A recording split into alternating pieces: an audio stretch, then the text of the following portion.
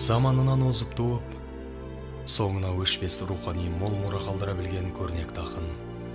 Алаш ардагері Мағжан Жұмабаев тағдырының ақтаңдақты тұстары аз емес. Халық жау науқанымен 2 рет ұсталып, 44 жыл ғұмырының 10 жылын қапаста, түрмеде өткізген ақынның қасіретті тағдыры спектакльде аяулы жары Зылиханың естелігі арқылы беріледі.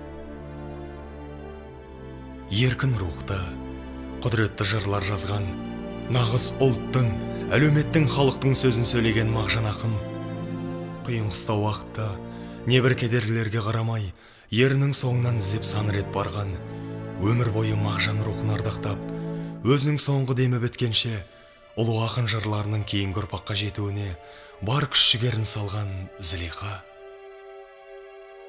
Олардың ұлы махаббаты кейінгі сан ұрпаққа өнеге.